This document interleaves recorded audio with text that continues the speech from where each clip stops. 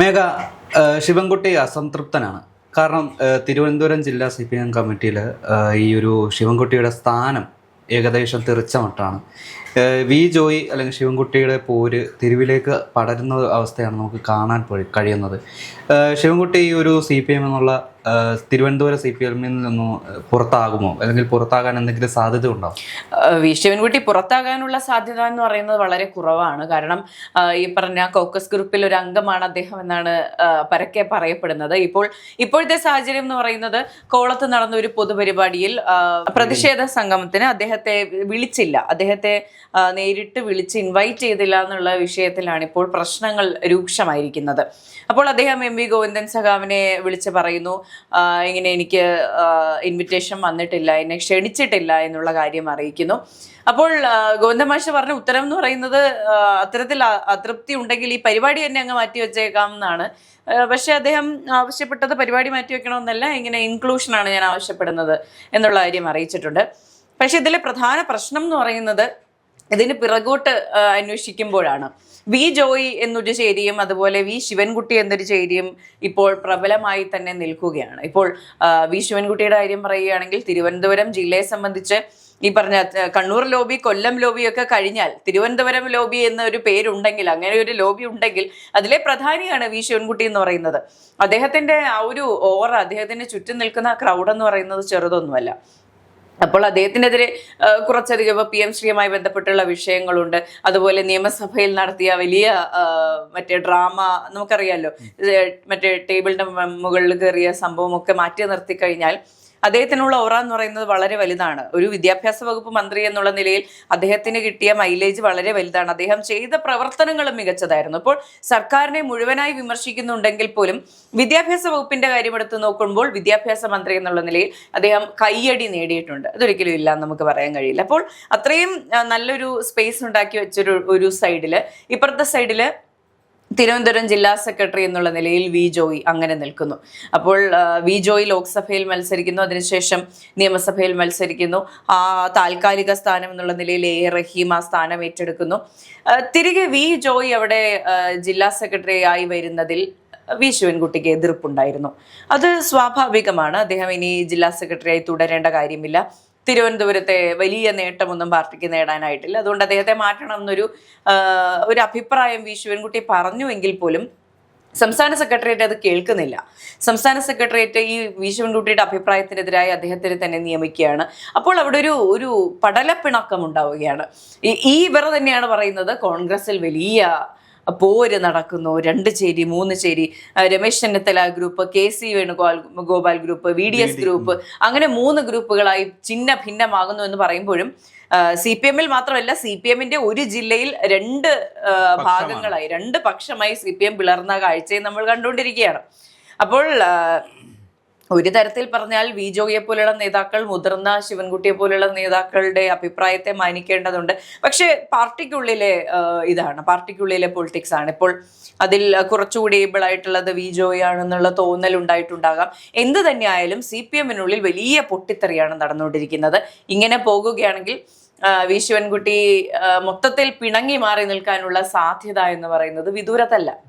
ഇപ്പോൾ നിയമസഭയുടെ കാര്യം പറഞ്ഞു, അതായത് കഴിഞ്ഞ മന്ത്രിസഭയിൽ വിദ്യാഭ്യാസ മന്ത്രിയായിരുന്ന വി ശിവൻകുട്ടി മുഖ്യമന്ത്രി പിണറായി വിജയൻ മുഖ്യമന്ത്രിയായിരുന്ന സമയത്ത് വലത് കൈ എന്നുള്ള ഒരു സ്ഥാനത്തായിരുന്നു. കാരണം ഇദ്ദേഹത്തിനെതിരെ VD സതീശൻ ഓരോ ആരോപണങ്ങൾ ഉന്നയിക്കുമ്പോഴും, അല്ലെങ്കിൽ ഈ ഒരു കഴിഞ്ഞ മുഖ്യമന്ത്രിയായിരുന്ന അല്ലെങ്കിൽ പിണറായി വിജയൻ ഉത്തരം മുട്ടുമ്പോഴും അതിന് മുന്നിൽ മുണ്ട് മടക്കി കുത്തി കയറി നിന്നിരുന്ന ശിവൻകുട്ടിയെ നമ്മൾ അന്ന് കണ്ടിരുന്നു. ഈ പാർട്ടി കമ്മിറ്റിയിലേക്ക് നോക്കുമ്പോൾ ഈ പിണറായി വിജയൻ്റെ വലത് കൈ എന്ന് പറയുന്നത് MV ഗോവിന്ദനാണ്. ഈ MV ഗോവിന്ദനും പിണറായി വിജയനും എന്തുകൊണ്ട് ഈ വി ശിവൻകുട്ടിയുടെ അസംതൃപ്തിയിൽ ഇടപെടുന്നില്ല? അതാണ് ഉയരുന്ന ഒരു ചോദ്യമാണ്. അവർക്ക് ഡയറക്റ്റ് ആയിട്ട് ഇപ്പൊ ജില്ലാ സെക്രട്ടേറിയറ്റിൽ കയറി, ജില്ലാ കമ്മിറ്റികളിൽ കയറി ഇടപെടുന്നതിൽ ഒരു പരിമിതി ഉണ്ടാകും. അതാണ് ഞാൻ പറഞ്ഞത്. വി ശിവൻകുട്ടിയോട് അദ്ദേഹം തിരിച്ചു ചോദിച്ച ചോദ്യം പരിപാടി മാറ്റിവെക്കണമോ, ഇടപെടണമോ എന്നുള്ള കാര്യമാണ്. അപ്പോൾ കൃത്യമായിട്ട് ശിവൻകുട്ടിയുടെ കാര്യത്തിൽ ഈ പറഞ്ഞ കോക്കസ് ഗ്രൂപ്പ് ഇടപെടും എന്നുള്ള കാര്യത്തിൽ ഒരു സംശയമില്ല. പക്ഷേ ഇതിന്റെ പ്രശ്നം എവിടെയാണെന്ന് പറഞ്ഞാൽ, ഈ കോക്കസ് ഗ്രൂപ്പ് മിക്കവാറും നിൽക്കുന്നത് വി ശിവൻകുട്ടിക്കൊപ്പമായിരിക്കും. നമുക്ക് ഈ CPM നേതാക്കളുമായി അടുത്തിടപഴകുമ്പോൾ നമുക്ക് മനസ്സിലാകുന്ന, പെട്ടെന്ന് ആഷിക്കിന് പെട്ടെന്ന് മനസ്സിൽ വരുന്ന ഒരു വാചകം എന്താണ്? അബ്സല്യൂട്ട്ലി ധാർഷ്ട്യം, ധാർഷ്ട്യം എന്ന് പറഞ്ഞാൽ, അല്ലെങ്കിൽ നമുക്ക് സാധാരണ മനുഷ്യർക്ക് മനസ്സിലാകാത്ത ഭാഷയിൽ സംസാരിക്കുന്ന പാർട്ടി നേതൃത്വം, ഇതാണ് CPM-ന്റെ ഏറ്റവും വലിയ പോരായ്മയായി പൊതുജനവും അതുപോലെ തന്നെ പാർട്ടിയും ഒന്നടങ്കം പറഞ്ഞുകൊണ്ടിരിക്കുന്നത്. ഒരു വശത്ത് ഈ ധാർഷ്ട്യം നിറഞ്ഞ അല്ലെങ്കിൽ അക്രമാസക്ത സ്വഭാവമുള്ള ഒരു നേതൃത്വം, അതിപ്പോൾ ഗോവിന്ദമാഷ് ആയിക്കോട്ടെ, പിണറായി വിജയൻ ആയിക്കോട്ടെ, അങ്ങനെയുള്ള വ്യക്തികൾ ഒരു സൈഡിൽ നിൽക്കുന്നു. പക്ഷേ വി ജോയ് എന്നുള്ള സഖാവിന്റെ ഏറ്റവും വലിയ പ്രത്യേകത എന്താണെന്നറിയോ? മനുഷ്യരോട് സംസാരിക്കാൻ അറിയാം അദ്ദേഹത്തിന്. ഇപ്പോൾ കഴിഞ്ഞ ലോക്സഭാ തെരഞ്ഞെടുപ്പിൽ 2024 അദ്ദേഹത്തിന്റെ പ്രചാരണ പരിപാടിയുടെ ഒരു ദിവസം ഞാൻ അദ്ദേഹത്തിനൊപ്പം പോയിരുന്നു. ഈ പറഞ്ഞ എൻ്റെ മാധ്യമപ്രവർത്തനവുമായി ബന്ധപ്പെട്ട് ഒരു ദിവസം അദ്ദേഹത്തൊപ്പം ഉണ്ടായിരുന്നു. അദ്ദേഹം മനുഷ്യരോട് സംസാരിക്കുന്നതിൽ ഒരു മലയാളം ഉണ്ടായിരുന്നു, മനുഷ്യരുടെ ഭാഷയുണ്ടായിരുന്നു, സാധാരണക്കാരുടെ ഭാഷയുണ്ടായിരുന്നു. ഈ ലോക്സഭാ തെരഞ്ഞെടുപ്പിൽ അവർ അഭിമുഖീകരിച്ച ഏറ്റവും വലിയ പ്രശ്നം എന്ന് പറയുന്നത് ക്ഷേമ പെൻഷൻ മുടങ്ങിക്കിടന്നു എന്നുള്ള വിഷയമാണ്. അപ്പോൾ ഓരോ കവലകളിലും ചെന്ന് ഈ പ്രചാരണ വണ്ടിയിൽ നിന്ന് പുറത്തേക്ക് ഇറങ്ങി ഓരോ വയസ്സായ ആൾക്കാരുടെ അടുത്തും പോയി ഈ ക്ഷേമ പെൻഷൻ എന്തുകൊണ്ട് വൈകിയെന്നും ഇനി എന്നാണ് കിട്ടാൻ പോകുന്നതെന്നും വിശദീകരിക്കുന്ന ഒരു സഖാവിനെ ഞാനന്ന് കണ്ടിരുന്നു. അതാണ് വി ജോയ് എന്ന് പറയുന്നത്. അപ്പൊ എനിക്ക് തോന്നുന്നു ഈ പാർട്ടിക്കുള്ളിൽ തന്നെ ഈ പറഞ്ഞ രണ്ട് അഭിപ്രായത്തിന്റെ കാരണം എന്ന് പറയുന്നത് ഇതായിരിക്കാം.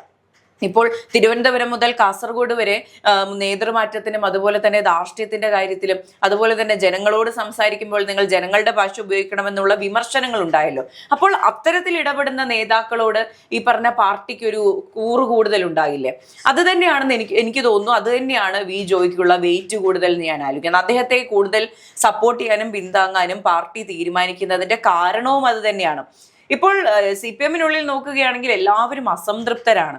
ഇപ്പോൾ ഗോവിന്ദമാഷ് ആയിക്കോട്ടെ, ഈ പറഞ്ഞ മന്ത്രിമാരുടെ എല്ലാവരുടെയും കാര്യം എടുത്തു നോക്കിയാലും നിങ്ങളുടെ നേതൃപാടവത്തിന്റെ പ്രശ്നമാണ് ഈ പരാജയത്തിന് കാരണം, അല്ലെങ്കിൽ പാർട്ടിയുടെ പതനത്തിന് കാരണം എന്ന് എല്ലാവരും പറഞ്ഞുകൊണ്ടിരിക്കുകയാണ്. ഇത് ഈ പറഞ്ഞ കോക്കസ് ഗ്രൂപ്പ് അംഗീകരിച്ചാലും ഇല്ലെങ്കിലും ഇത് തന്നെയാണ് സത്യം. അപ്പോൾ സ്വാഭാവികമായിട്ട് നമ്മൾ കഴിഞ്ഞ ദിവസങ്ങളിൽ ചർച്ച ചെയ്തതുപോലെ ഇതിനുള്ളിൽ തന്നെ അടുത്തൊരു ചേരി രൂപപ്പെട്ടു വരും. അതായിരിക്കും ഈ പറയുന്ന തൊഴിലാളി വർഗ പാർട്ടി എന്ന് പറയുന്നത്. അപ്പോൾ ഇവർക്കുള്ള സപ്പോർട്ട് ചിലപ്പോൾ കഴിഞ്ഞ മന്ത്രിമാർക്കുണ്ടാകില്ല. അവർ എത്ര വികസനം നടത്തി, എത്ര നിലപാടെടുത്തു എന്ന് പറഞ്ഞാൽ പോലും ഈ പറയുന്ന മനുഷ്യരോട് സംസാരിക്കാൻ പറ്റുന്ന മനുഷ്യർക്ക് അപ്രോച്ചബിൾ ആയിട്ടുള്ള ആൾക്കാരെ അവർ ഇങ്ങനെ സെലക്ട് ചെയ്തുകൊണ്ടേയിരിക്കും. അതിന്റെ ഭാഗമാണിതെന്നൊക്കെയാണ് ഞാൻ വിശ്വസിക്കുന്നത്. എൻ്റെ ഒരു കാൽക്കുലേഷൻ അങ്ങനെയാണ്. അത് മാത്രമല്ല, ഇപ്പോൾ ഏതാനും മാസങ്ങൾക്ക് മുമ്പ് അല്ലെങ്കിൽ 1.5 മാസങ്ങൾക്ക് മുമ്പ് ഈ ഒരു തോൽവിയെ തുടർന്ന് സംസ്ഥാന നേതൃത്വത്തിന് കീഴിൽ ജില്ലാ കമ്മിറ്റിയുടെ ഒരു യോഗം വിളിക്കുകയുണ്ടായി. പക്ഷേ ഇതിൽ വി ശിവൻകുട്ടി പങ്കെടുത്തിരുന്നില്ല. കാരണം ഈ ജില്ലാ സെക്രട്ടറിയുമായി ബന്ധപ്പെട്ടുള്ള ചർച്ചയിൽ ഇദ്ദേഹത്തിനുണ്ടായിരുന്ന ഒരു അതൃപ്തി, അതെ, അത് തന്നെയാണ് വി ജോയെ ആക്കുന്നതിനുള്ള ഒരു അതൃപ്തി. പക്ഷേ ആ പാർട്ടിയിൽ സംസാരിച്ച് സോൾവ് ആക്കി എന്നാണ് പുറം ലോകത്തെ അറിയിച്ചിരുന്നത്.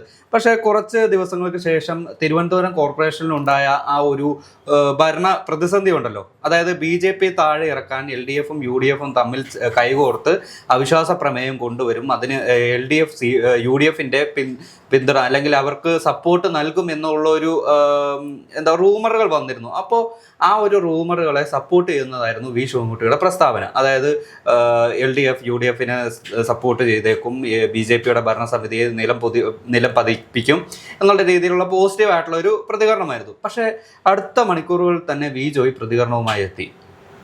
അതായത് ഒരു കാരണവശാലും UDF-ഉമായി ചേർന്ന് പോകില്ല LDF, അവരവരുടെ വഴിക്ക് പോട്ടെ, ഞങ്ങൾ ഞങ്ങളുടെ വഴിക്ക് പോകും, ഈ ഒരു സഖ്യം ഒരു കാരണവശാലും നടക്കില്ല, ഇനി അവർ ഭരിച്ചാലും ഇല്ലെങ്കിലും UDF-ഉമായിട്ടുള്ള ഒരു കൂട്ടുകെട്ടിന് LDF-നില്ല എന്നുള്ള അറുത്തുമുറിച്ചുള്ള ആ ഒരു പ്രസ്താവന, അത് തന്നെ ഈ വി ശിവൻകുട്ടിയോടുള്ള വി ജോയിയുടെ എതിർപ്പ് പരസ്യമാക്കുന്നതായിരുന്നു.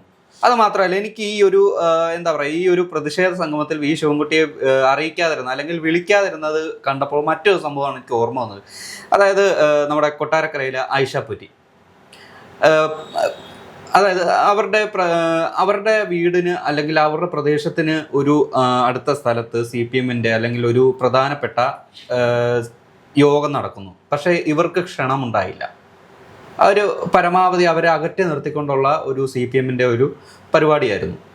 അപ്പോൾ അതുപോലെ തന്നെ അത് ഏകദേശം ഒരു സിമിലർ അല്ലേ ഈ വി ശിവൻകുട്ടിയെ ഒഴിവാക്കിക്കൊണ്ടുള്ള ഇതുപോലെ ഒരു പ്രതിഷേധ സംഗമം നടത്തിയത്? ഇപ്പോൾ ആദ്യം പറഞ്ഞ സംസ്ഥാന സെക്രട്ടേറിയറ്റിൽ നിന്ന് ശിവൻകുട്ടി ഒഴിഞ്ഞതിന്റെ കാരണം ഞാൻ സൂചിപ്പിച്ചിരുന്നു. അപ്പോൾ അദ്ദേഹത്തിന് വി ജോയി ജില്ലാ സെക്രട്ടറി ആവുന്നതിനോട് എതിർപ്പുണ്ടായിരുന്നു. എതിർപ്പ് പാർട്ടി അറിയിച്ചിട്ട് പോലും അദ്ദേഹത്തെ തിരഞ്ഞെടുക്കുന്ന ഒരു സാഹചര്യം ഉണ്ടായപ്പോൾ അദ്ദേഹം മാറി നിന്നതാണ്. പിന്നെ തിരുവനന്തപുരം നഗരസഭയും കോർപ്പറേഷനുമായിട്ട് ബന്ധപ്പെട്ടുള്ള കാര്യം പാർട്ടി ആലോചിച്ച് തീരുമാനിക്കേണ്ടതുണ്ടെന്ന് രണ്ട് പക്ഷവും ഇപ്പോൾ ഈ പറഞ്ഞ വി ശിവൻകുട്ടി ആണെങ്കിലും വി ജോയി ആണെങ്കിലും നിലപാടെടുക്കുന്ന ഒരു ഘട്ടമാണ് ഉണ്ടായത്. പക്ഷെ എനിക്ക് ഐഷ പോറ്റിയുമായി ബന്ധപ്പെട്ട കാര്യത്തിൽ ഇപ്പോൾ ഐഷ പോറ്റിയും കെ എൻ ബാലഗോപാലും തമ്മിലുള്ള റൈവലറി ആരംഭിക്കുന്നത് എന്ന് പറഞ്ഞാൽ, ഇപ്പോൾ നാളെ ഒരു കാലത്ത് കെ എൻ ബാലഗോപാലിന്റെ പൊസിഷനിലേക്ക് അല്ലെങ്കിൽ അവരെ റീപ്ലേസ് ചെയ്തുകൊണ്ട് ഐഷ പോറ്റി വരുമോ എന്നുള്ളൊരു പറഞ്ഞ ഈഗോയുടെ പുറത്താണ് ആ സംഭവങ്ങൾ ഉണ്ടായത് എന്നാണ് ഞാൻ വിശ്വസിക്കുന്നത്. പക്ഷെ ഇപ്പുറത്തെ ഭാഗത്ത് എടുത്ത് നോക്കുകയാണെങ്കിൽ ശിവൻകുട്ടിയാണ് ഈ പറഞ്ഞ കോക്കസ് ഗ്രൂപ്പിനുള്ളിൽ നിൽക്കുന്നത്. ഇപ്പോൾ ശിവൻകുട്ടിയെ ഇപ്പോൾ വി ജോയിയെ മാറ്റി അവിടെ ശിവൻകുട്ടി വന്നിരിക്കുമെന്നോ അല്ലെങ്കിൽ ഈ ഒരു റീപ്ലേസ്മെന്റിന്റെ ഭാഗമല്ല, ഈ ഒരു ആറ്റിറ്റ്യൂഡിന്റെ ഭാഗമാണെന്നാണ് എൻ്റെ ടേക്ക്. ഇപ്പോൾ ആഷിഖിന് അങ്ങനെ തോന്നുന്നത് അതൊരു വേറൊരു ആസ്പെക്റ്റിൽ ചിന്തിച്ചതുകൊണ്ടായിരിക്കാം. പക്ഷെ എൻ്റെ ഒരു റീഡിങ് ഇങ്ങനെയാണ് എനിക്ക് തോന്നുന്നത്. എന്ത് തന്നെയായാലും സാധാരണ ഇപ്പോൾ കോക്കസ് ഗ്രൂപ്പും സാധാരണ പാർട്ടി പ്രവർത്തകരും തമ്മിലുള്ള ഒരു ഏറ്റുമുട്ടലാണ് ഇപ്പോൾ നടക്കുന്നത് എന്നാണ് എനിക്ക് തോന്നുന്നത്, തിരുവനന്തപുരം ജില്ലയെ സംബന്ധിച്ച് നോക്കുകയാണെങ്കിൽ.